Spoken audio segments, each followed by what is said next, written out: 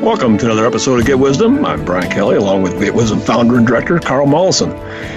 Carl, this week, Creator explains why it is up to us humans, that is, to solve the problem of evil. No small question there, no small task, No. if that is true. And of course, we think that's what we do with our laws and our government and the system of rules and ethics that we've cobbled together through the many generations who've struggled to establish law and order and all of that. But that's a human level perspective. And we have things more than human we're dealing with. And evil comes from other sources. It isn't really from human. We get corrupted by them. But this is what Creator said to me some time ago about what was truly the reason for humans to exist. Yes. It's rather eye-opening. Very short. Spoiler alert. The entire human enterprise is an exercise in healing to rescue the interlopers who have engaged in lives of depravity and are dragging down humanity because the negativity they hold and for the ability to influence in ways that corrupt humans and drag them down as well. Humans are here to solve the problem of evil. Wow. And to raise themselves up in the doing. Yes. Correct for past mistakes and moments of temptation or self-indulgence when they may have chosen actions taking them out of divine alignment. Okay, that's our purpose. We're here to solve the problem of evil. So what are you guys out there doing? We're good in the Word. And it's not just the problem of evil for, humanity, but what kind of task was the problem of evil for all of time and for all of the universe? Now, that sounds ridiculous to a lot of people at first hearing, but stick with us and we'll get into it more. Yeah, it's a much wider problem than we think, but it also speaks to its importance. So this is an important lesson to have under your belt. Indeed, and we're going to get on with it here. U.S. Source Creator, one of the biggest obstacles to belief in the divine is the so-called problem of evil. How could an all-powerful, loving God allow evil acts to prevail? Yeah, well, we know about this question. We get this a lot. Yeah. It's probably the number one weapon of the atheist to take on the faithful and the religious folks. And how could this even be that, we have this so-called loving God out there and look at all the evil that's widespread. All right, So this is what Creator says. The problem of evil is both a human and a divine problem. We launched humans into the world to be autonomous beings, knowing full well the range of possibilities would extend from being in divine alignment to being in an extreme disalignment to the extent of being engaged in depravity of all kinds. This is inherent in the possibilities of the universe on all levels when there is a freedom to act. When constrained by rules, things can be orderly and divine in appearance at all times. When all is allowed and there is the beginning of an exploration to the extremes of possibility, there can be situations where people go too far and find it difficult to return to a former divine way of being because they have slipped too far and the path back has become too challenging. They have lost strength, they have lost understanding, and truly lost direction to even know how to proceed. This is the dilemma of many non-believers. It is not because their world is perfect that they reject the possibility of the divine. Often it is because of the suffering. And this is the greatest argument they bring forth in defense of their perspective. How can God exist and allow such suffering to occur? We would simply say, this is a human's choice to suffer, not a divine one. It is as well a consequence of human choices that suffering has occurred. The very possibility of suffering is due to the absence of divine alignment. A state of divine perfection is a state of divine love in its ultimate expression of bliss beyond measure.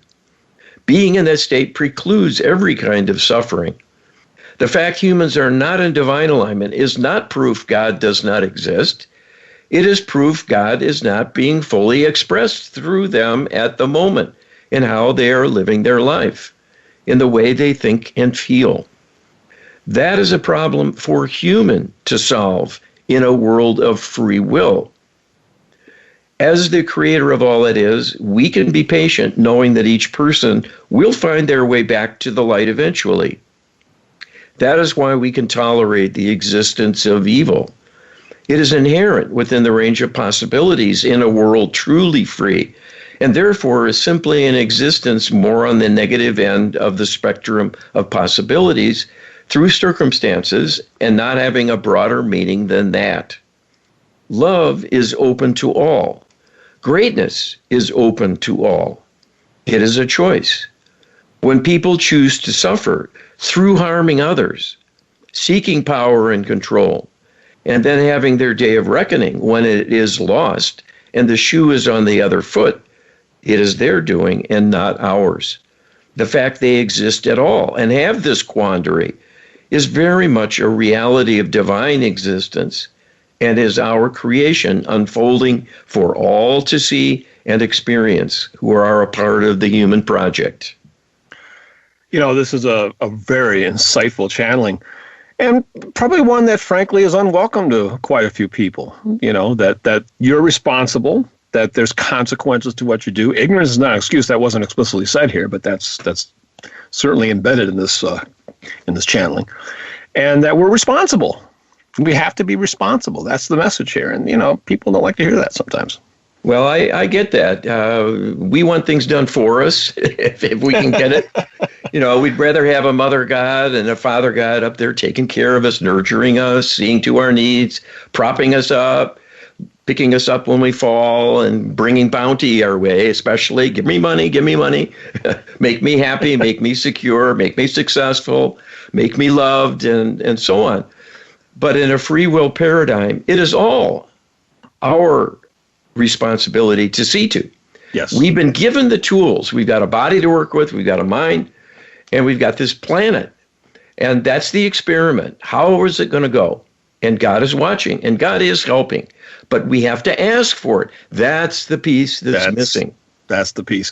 We're going to contrast all of that with the alternative, which is a very rule-bound existence where evil doesn't exist. And this is extremely interesting. You ask Creator. Creator has shared earlier that true evil exists only in our Milky Way galaxy. Skeptics hear this and howl with laughter, thinking it preposterous for two reasons. One, why just one galaxy out of trillions? Is it because the free will experiment is the equivalent of a bio-level 4 deadly pathogen laboratory where the danger to society is so great that it must be limited to an extreme extent? The other reason is just the astronomical odds of us being the tip of the spear for such a gargantuan universe. Granted, someone has to win in a drawing with trillions of tickets. Did we really win that lottery? And if it wasn't a lottery, how did we end up in this role? Okay, and this is what Creator says. You are presenting, and with contrasting extremes, a rather whimsical discourse on your predicament as a human immersed in a free will exercise of great import and complexity. It is indeed the nature of things this will be so. When we set out to start this exercise going, it was with foreknowledge it had failed previously, and knew that it was a dangerous undertaking in the very beginning in conceiving such a thing. This is why bestowing complete control to physical beings for operating their worlds and governing their own destiny was restricted to a single galaxy, and is not so different from the high-level containment used in scientific laboratories to contain the deadliest of organisms to keep them from escaping and contaminating a wider environment. That is true for the Milky Way as well. Entry and exit are tightly controlled, both to prevent escape of dark beings to reach other parts of the universe, as well as to prevent outsiders without a direct stake in things from coming in unilaterally to be an influence of some kind, as it is not their province to do so. The Milky Way was chosen as a suitable environment for many reasons and is a complex discussion in its own right. It is much like any enterprise where there are beings in residence with a stake in what might happen. This was agreed to by the advanced beings who would be affected by what took place. Humans were not in existence at that point yet. So this long predates humanity as an experiment in free will and its consequences. When aspects of the divine are given free agency as separate beings, interconnected but able to act wholly independently. This was initiated and engaged in by the participants with a solemnity befitting the challenges and risks, knowing of the prior failure and volunteering for the exercise. So this was far from a lottery system that chose winners and losers in some fashion by default, or a means to punish problem species by making them participate in something dangerous or unpleasant. All, seeing the scope of the enterprise and knowing its full implications, were eager to participate because it represents a potential great expansion of the reach of divinity in the way it can be expressed as, in effect, subunits with autonomy and divinity on display at all times to, in effect, greatly multiply creators' capabilities by having the independence to create spontaneously many new things that would be less likely to come from creator working as a single consciousness, albeit with multitasking capabilities beyond your imaginings. There is something unique in having a separate, isolated existence, which, although in some sense a liability, being disconnected from the vastness that is creator, also has some particular advantages that when on its own it can marshal independent creative thoughts and do so from the sole characteristics it brings to the task, which are a subset of creators, but nonetheless can create valid perspectives and possibilities, in a sense with great meaning and focus, because this process is working with a subset of creators' potential and will then be more likely to create a kind of distillation or refinement of what can happen from a narrower focus, but a deeper one. It is just different. And that is the point, to create a vaster set of possibilities and involving many individual aspects of consciousness that can enjoy an autonomous existence even as part of creator and have a kind of special existence and experience and individual joys from having their own domain and independent reach that will expand and grow over time. This is what creator enjoys on a vast scale. So it is a kind of sharing and amplification both. Yeah, it's incredible to think about. But the fact is that we as humans, are in a very, very special situation. That is very rare, too. The idea that there's only one galaxy out of trillions that is set up for this. It actually does make sense because this is a dangerous undertaking. And the possibility of evil spreading throughout the universe is not to be taken lightly. Yes, and the fact that we're being given the responsibility to clean up the mess is a very striking thing. And it's only being done because we are literally a part of God. We are an extension of God's consciousness. That's who creator is, creator of everything. And we were kind of extensions of the creator. We're connected. We are literally a part of that consciousness. But having an autonomy gives us a latitude to really get created in an independent way. And that's what's being expressed here. I was thinking about the issue of architecture. Mm-hmm. When they talk about architecture, mm-hmm. they talk about solutions. So right. Everything that an architect does is providing solutions for something that's needed. Where do you put doors? Where do you put windows? How big? How high? Where do you space things? Where do you put walls, dividers? What's a room's purpose? Where is the light going to be coming in? All those factors, they're solutions to a dilemma, making a home that is wonderful. And there's an infinite array of possibilities. So we're a part of this architecture for the universe, starting locally. Right. Well, to contrast that, and we got to run through this because we got running out of time here for this segment. You ask Creator. Creator has shared that the rest of the universe is truly a safe space. This was so because the effects of karma are more immediate, unlike the long lengths of time that can transpire in the Milky Way between the creation of karma, both good and bad, and experiencing its return. Thinking about how this can be so, is it true that outside the Milky Way, emotional feedback is instantaneous? In other words, if I hurt someone's feelings in the Andromeda galaxy, will I immediately feel their pain with the same intensity and vividness? Likewise, if I make somebody happy, will I immediately feel their happiness with the same intensity and vividness? With this kind of immediate feedback, one would be highly incentivized to minimize bad behavior and maximize good behavior. Is this, in fact, how it works outside the Milky Way galaxy? And Creator tells us this is an approximation, but not a bad description of a complex state of existence. There is a vast difference in the karmic consequences, the way they are handled, and the speed of delivery, as you are describing in your question, between the Milky Way galaxy paradigm, where the human free will experiment is underway, and the entire rest of the universe that is on a short leash, so to speak, by virtue of the way karma operates. While this is a clear system with built-in rewards and punishment that are clear and provide a perfect feedback for reward and punishment to govern behavior within narrow limits, this has the disadvantage of stifling individual initiative.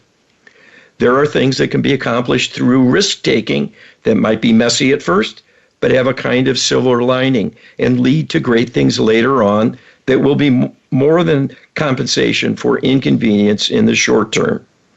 We currently see the possibility of evil created by the free will paradigm in the absence of a rapid karmic payback is a greater liability.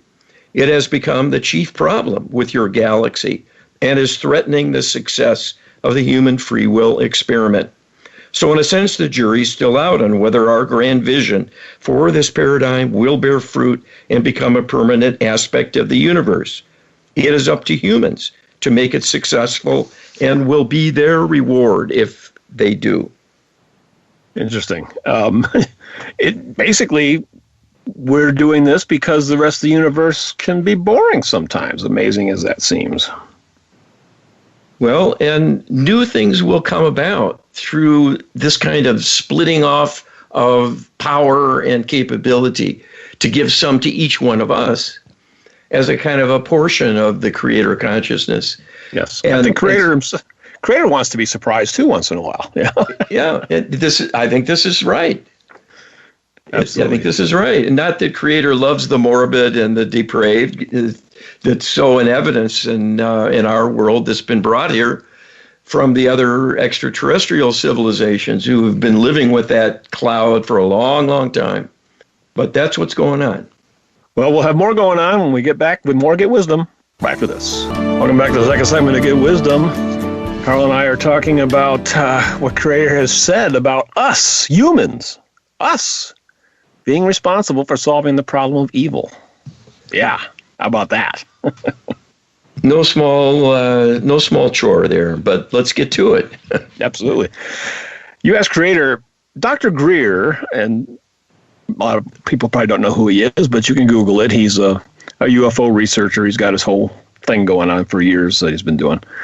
Dr. Greer is convinced that no civilization can reach the apex of technological development while remaining spiritually stunted and immature, claiming for this reason it must be impossible for there to be evil aliens.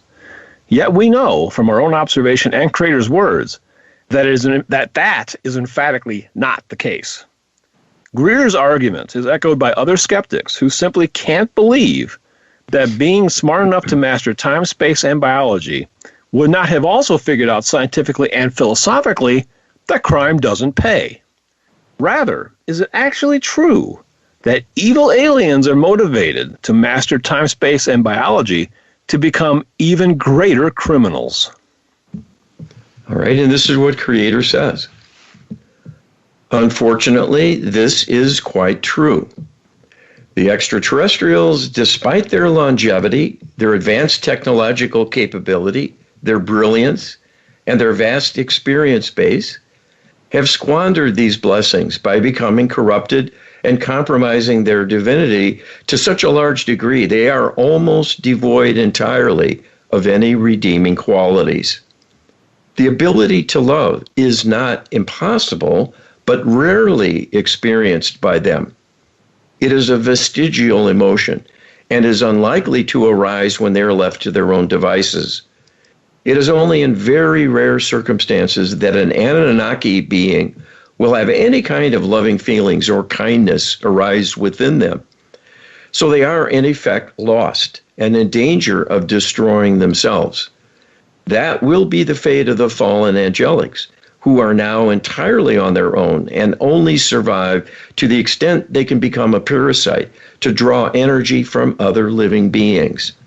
They have corrupted the Anunnaki and the other dark extraterrestrial races and humans as well, and are undergoing a kind of last gasp, clinging to their existence solely through their predatory behavior and the corruption of their hosts to keep their game going.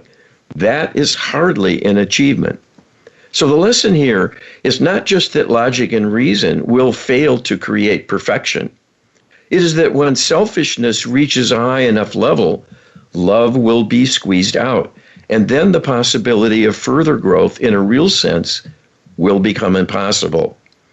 Regardless of what technological advances might be arranged, they will be unrewarding, and in effect, a hollow victory, because little of value will be done with them in the absence of a love motivation. The accumulation of personal power and wealth are hollow pursuits in a loveless world. And that is the existence of the dark extraterrestrial beings, all of them. They are devoid of love, compassion, or any concern for anyone outside themselves. The end result is a kind of ruthless quest for power, jockeying for position, and contests for controlling of things that often end in death for the unsuccessful.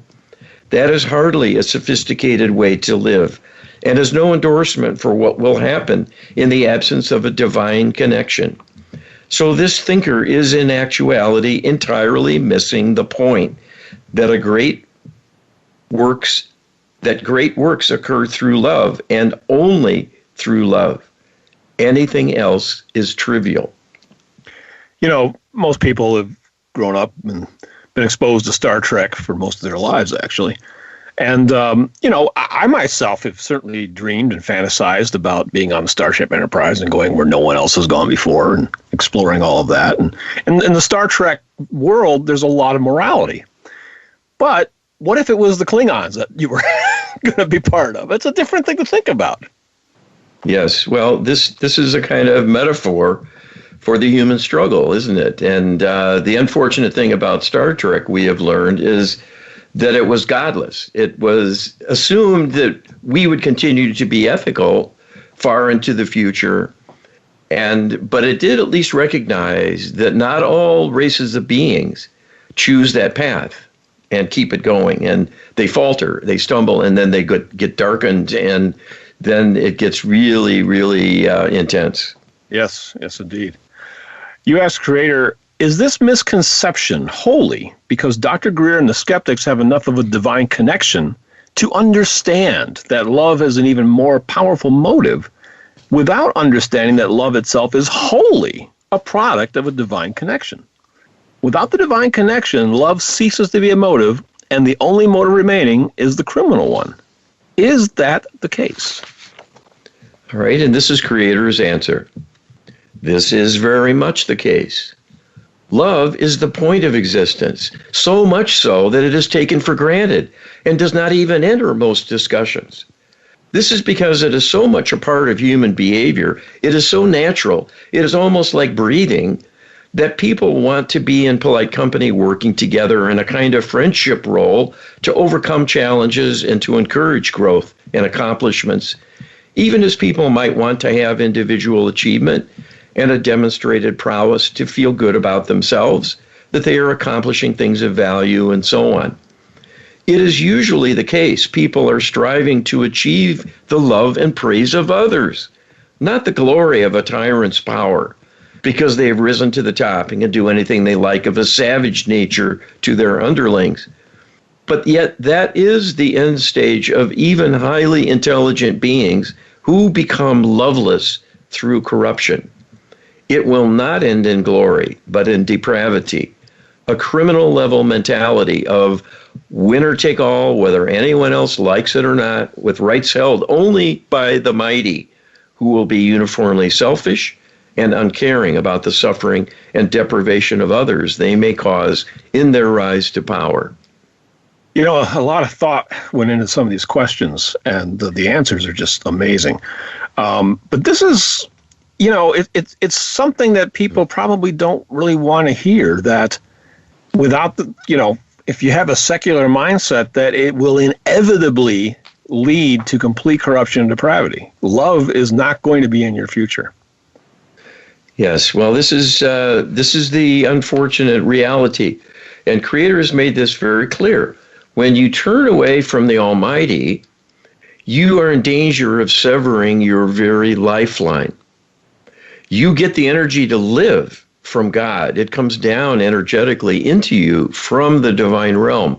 And so does love, the ability to love. It's a kind of an energy of its own. And if you ignore the one, you will get less of the other. And that is just a fact. It's like a law of physics. Yeah. So you will wither, and eventually you will perish, because you'll be living only on human power. Yes. And you'll be blinded to the higher principles of the divine. That's what's befallen these other races of beings. Yes, absolutely. You ask Creator has shared that 1/3 of current humanity were Anunnaki in distant past lives. Was the Anunnaki civilization less depraved then, and more like current humanity? In their 5 billion year history, how long ago did the Anunnaki reach the point of no return? Creator tells us they are not quite at the point of no return, but very close to having no way back. That is why their only hope is that humans will save them. But that is still possible, and is true for the fallen angelics as well. Once their savior is gone in the form of the divine human species, they will all be lost. That is where they're headed, and they will not have the wherewithal to turn things around on their own. This has been going on for millions of years now in the downward progression. So the Great Fall was truly ancient in its timing, and its consequences have spread and worsened to the point things are quite dire for the instigators, who are the fallen angelics, who originally began to seek their personal power for their own glorification and fell into the trap of serving the self above others. That was their undoing. That quest is mirrored in many, many human activities, in the pursuit of wealth and political power, or even fame and prestige as a kind of passport to lives of luxury and prominence, where people can feel superior and indeed enjoy many advantages with access to the corridors of power, the lifestyles of the rich and famous, and so on. But that is a slippery slope.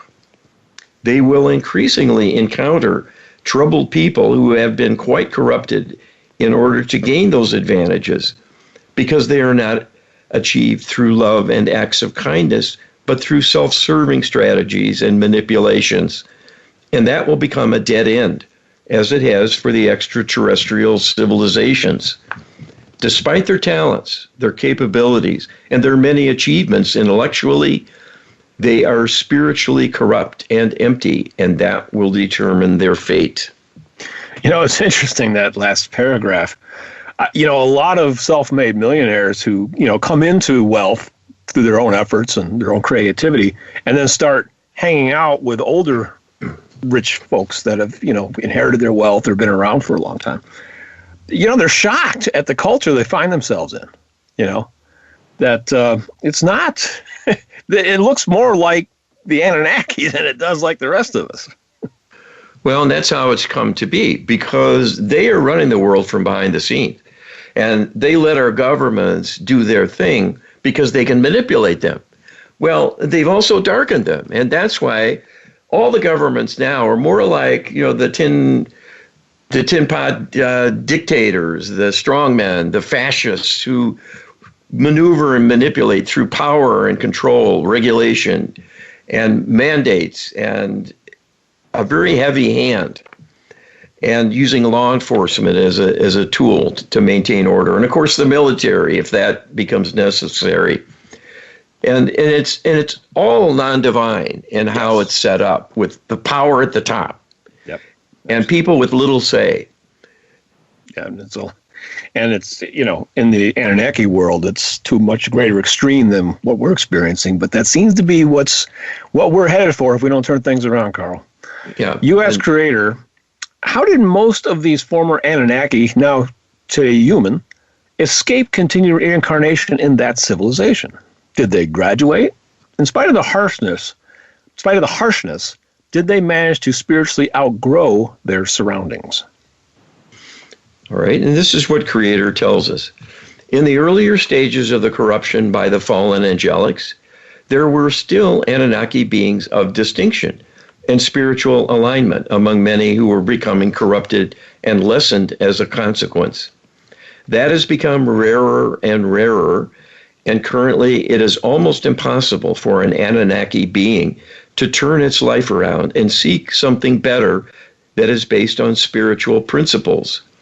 Whether or not there is awareness of Creator, divine principles can be embraced simply because they are good ideas and are a positive influence that leads to the betterment of all. But to see those virtues and embrace them requires some inner capability to be in a vibrational alignment with the divine to some extent. And that is what is lacking in most of the extraterrestrial beings. So this will only happen when there has been some divine intervention to enable healing sufficiently to restore enough awareness to create a bridge to love once again, at least in a small way, as a small beginning along a return path. This is what humans can achieve using the Lightworker healing protocol to start converting extraterrestrial beings to consider other alternatives for their conduct and other strategies for achieving their objectives in a way that can be more a live and let live perspective. And that will be a start to right the wrongs they have brought to your world. They cannot do this on their own at this point in time. So it will be essential for humans to carry the burden and point the way and do the legwork for the divine intervention to succeed. You have come from behind many times and surged into greater power and effectiveness to counter the evildoers. And then each time they have found a way to undermine humanity and create a darkening once again.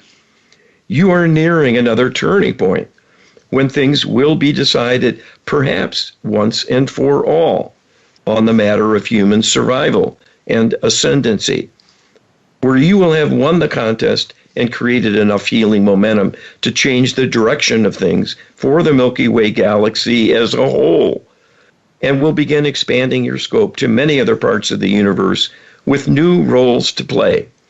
That is the positive future available to you, and is very worth fighting for. But fight you must. I'm reminded of getting stuck in the wintertime, Carl, in cars. You're familiar with that, being from around here. And you try to push it out, and you make it up that rut a little ways, and then you fall back again. Then you push it again, you make up that rut, get a little bit more momentum going, And that's what we're trying to do here. Trying to get enough momentum going to get out of that rut, and then you're on your way in terms of solving this problem of evil. Well, there's many obstacles because so many are not awake. This secular movement is turning everyone away from thoughts of true spirituality, which involves God. Let's face it, that's where the whole thing originates. Yep. And it's where we come from. We are created beings and intended to solve the problem of evil, as the Almighty makes crystal clear. So how do we go about doing that? First of all, by being in divine alignment ourselves, and then partnering with the divine to shore that up and help grow back that capability and help others find their way to the light. Absolutely. And it's in this project, Get Wisdom, with Carl's ability to channel Creator and with us being able to ask these questions, we are really working hard to get answers for you, our audience, and for our members, to have the tools to be able to reach out to other people wherever they're at in their spirituality and show them an alternative with compelling arguments, compelling examples. That's what we're really working towards here. Well, it's not easy, and we understand it full well, and I'm sure almost everyone does who isn't in an isolated bubble, maybe in a highly religious family that keeps to themselves and they don't get flustered ever with someone attacking their views. But most people know this is tough in today's world where religion is demonized and it hurts everyone in the end. Yes, there are abuses. There's no question about it. Religions get a lot of things wrong. But the one thing they get right is there is a God. And it's important to know and important to work with that energy, that consciousness to make things better. We have to. One way you can do that is by getting our prayer book downloaded at getwisdom.com/prayer. And we'll be right back with more conversation on us saving the universe from evil when we come back with more Get Wisdom after this. Welcome back to the final segment for this week's Get Wisdom, where we are talking about humanity's role in solving the problem of evil. And it's a joint human and divine level problem. And who'd have thought that God has a problem, Carl? I mean, that is something that's a mind bender. Well, but it's very real, and evil is it. The fall, the great fall, the fallen angelics who turned away from love and light and were kicked out of heaven. This is true. It's in the Bible, and it's not explained very clearly, but there was an angel named Lucifer, and that's where this whole thing started, him and his followers. And they've been parasites ever since, plaguing the living beings throughout the Milky Way galaxy because they have to get energy somewhere to survive. They've been cut off from the heavenly realm, and they need saving in order to save everyone else who's been corrupted by them. And it was never Creator's intent that happened. But it happened, it did. This is the downside of granting free will. This is the danger. This is the warning label on the package.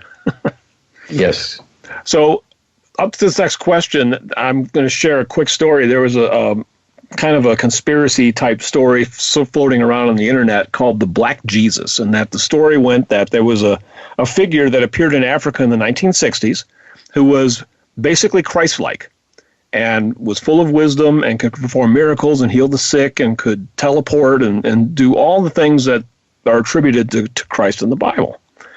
And what happened was supposedly, the governments of the world, the intelligence agencies who are threatened by such characters went out to get rid of this individual and destroy this individual and made many, many attempts.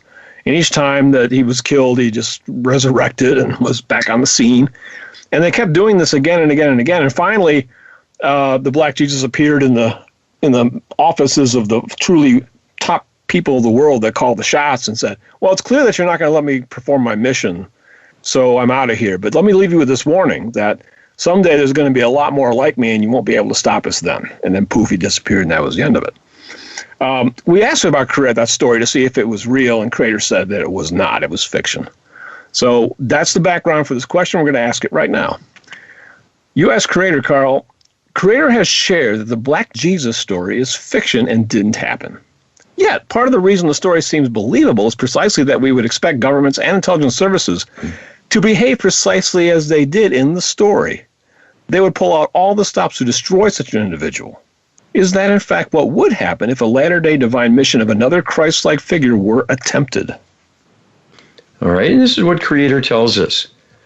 What would happen would depend on whether it is a true agent of the divine who incarnates or is an imposter of extraterrestrial origin posing as a messiah. The latter is a planned scenario, one of a number of alternatives for furthering the aims of the extraterrestrial alliance by giving false hope and further disrupting human affairs by creating a spiritual and religious crisis that would inflame old passions of division among the religious faiths. If it is a false being, an impostor of extraterrestrial heritage, it will serve as a Pied Piper to lure people into complacency and disempower them, thinking their rescuer is at hand and encouraging them to trust in that figure, to be in charge of things. It would be a tragic mistake to put one's trust in another when everyone has a stake in things and everyone has a say. We can tell you there will not be a second coming of Jesus Christ. That is not the plan. The plan is for all humans to follow that example and become their own savior, and for their fellow humans by reaching to the divine in partnership and bringing love to all in the world, especially the perpetrators who are wanting to destroy you. Healing them will be your salvation, for then there will be time and energy for you to heal one another in the human community. That is the immediate need and turning point that must be reached. You know, my own outlook on the mission of Jesus Christ is that he came here basically as a divine human prototype, to show us what we are aspiring to and that we can reach and become ourselves. He didn't come here to just do it for us. He came here to set an example. And it's up to us now to follow that example. We've had that example, and now it's up to us to follow that. We don't necessarily need another one at this point. We need to step up to the plate ourselves. Well, I think you're right. The story is there. It's all pretty clear. Christ had disciples. It wasn't about him just doing everything himself. He was teaching others and exhorted them to teach others in turn. So the idea spreads that God's love is available to all, and you can be an agent for change by partnering with the divine, and you will have that power at your fingertips to do miracles yourself. Yes. And it's important to think about these things really deeply, because we may see a day where a false Messiah is put up in front of us, and people need to really have the wisdom. That's why this is Get Wisdom, to really, look at the big picture and see things for the way they really are. Well, we'll see. We will see. You asked Creator, there is a saying that pride goeth before the fall. Is pride, in a sense, the antithesis of love, and that pride always needs an inferior source of comparison? For instance, when one is proud of their athletic achievement, that emotion is itself dependent on knowing that others failed to acquire the same level of achievement. Is pride a focus on the self, resulting from a me or us versus them mentality? All right, this is what Creator tells us. The extremes of pride you speak of are definitely harmful and non-divine, and will darken things considerably for the individual, and will set in motion the wheel of karma, bringing great misfortune to them in return for their misalignment, and everything they do in service to the self at expense of others. It might be more accurate to describe the dichotomy here as love versus selfish pride. There is nothing wrong with delighting in one's achievements. That is a healthy utilization of the ego, to feel the reward of one's achievements, knowing personally one has striven to improve oneself, often against great odds or difficulties, and can rightly take satisfaction in the success when finally one's goals are reached. That is not a kind of prideful reaction that will cause harm. In a sense, it is a personal pride that uses not the elevation of the self over others to see others as diminished and make them feel lesser in some way, but using one's own self as the basis of comparison, to look at where one has arrived compared to where they started from, and seeing the gains made and the accomplishments achieved. So they are not denigrating anyone else. They are simply looking at their own prior lack and enjoying the fact they've changed things for the better in terms of their own betterment. And when coming at their own hands is a justifiable source of pride. If their advancement is as much the work of others and their support, There would need to be an acknowledgement and a sharing in the achievement of the goals to not take sole credit personally, but honor those who have nurtured and helped you. So if those criteria are met, in a sense, it is raising up multiple individuals to take pride in what has been achieved. So that is more a kind of self-recognition of worth than an overreaching of ego to glory in one's superiority. In a sense, what needs to happen for all beings is to strike a balance between serving the self and serving others in a way that honors all, but is not serving the self through pride alone, but through self-love, which takes many forms. Not only reveling in one's achievements, but also bestowing love when one is in the wrong, when one has failed at something, when one has made a poor choice, and sees it has caused some harm in some way. What is needed in all such circumstances is a certain measure of self-love, which will be the best fuel to correct the wrongful choice. All too often, making a misstep will bring self-recrimination as a kind of self-punishment, leading to self-denial of love and self-respect, and that can be quite damaging. There needs to be due regard and a reckoning when one has made a misstep, and to take some corrective action rather than to serve the ego still and be uncaring and insensitive to problems that have been created. So we think the distinction here is an important one because there has been much denigration of the individual, with exhortations to embrace poverty as a lifestyle even, and a denial of the self, that it is somehow wrong to seek something more than enjoyed by others, as though that creates an unfairness that is undeserved and will in fact be a failing, when in fact the opposite is the case. Anyone who strives to be better themselves and achieves individual betterment is worthy of praise and self-satisfaction for taking the initiative and developing the wherewithal to make their life better, provided they did so through their own initiative and not at the expense or denial of things to others that otherwise could have been shared, and allowing others to advance along with the self in a cooperative fashion. I'm really grateful for, Creator sharing the insights on this, that the opposite of love, most people think the opposite of love is hate, and it is. Hate is certainly the opposite of love. But hate is a kind of a focused thing that's really not fun. It's not enjoyable, whereas indulging in something that's prideful, especially selfish pride, can be enjoyable. This is, I think, the roots of depravity for a lot of the beings. And Creator basically spelled that out, but made it very, very clear that pride itself is not the issue. It's selfish pride that's the problem. Yeah, it's the exaggerated focus on the self and the denial of value from and with others as a part of being in a human family. And that is an important distinction and lesson. You ask Creator, can Creator share how prayer and the Lightworker Healing Protocol can help us to be more motivated in our thoughts and deeds by love and less by selfish impulses?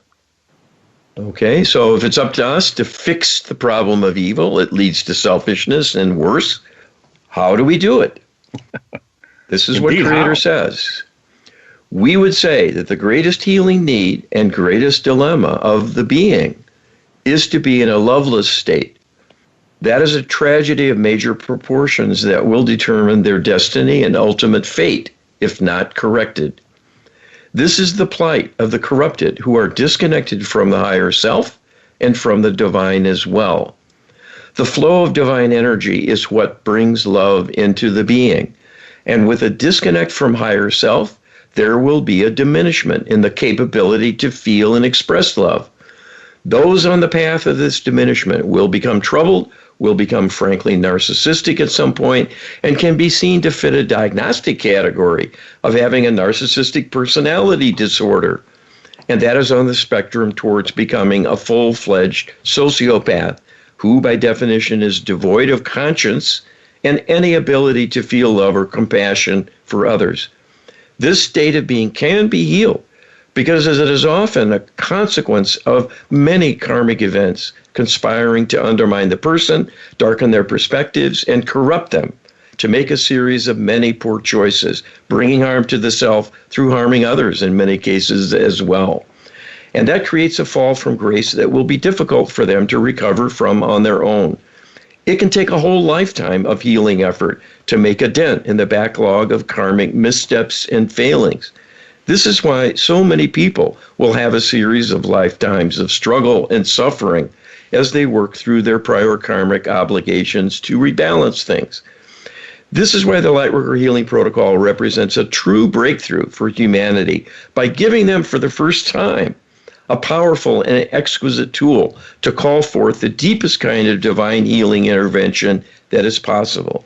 This is quite a blessing.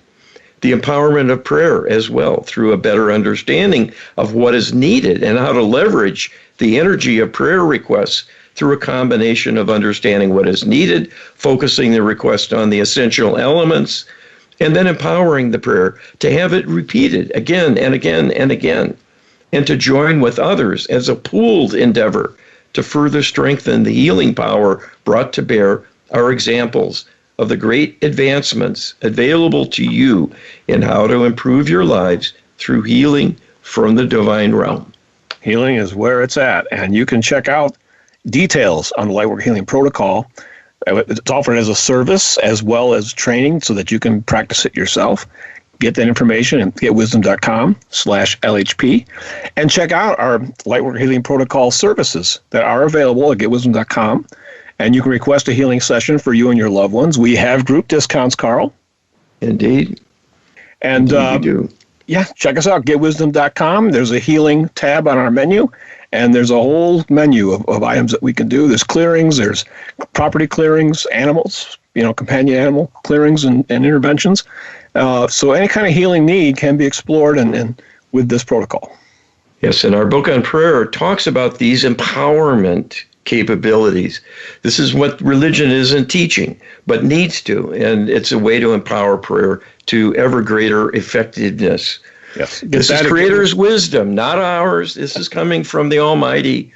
So take heed, give it its due. Check it out. Check it out at getwisdom.com/prayer. We are out of time, Carl. Thanks, everybody, for joining us. See you next week. Be well.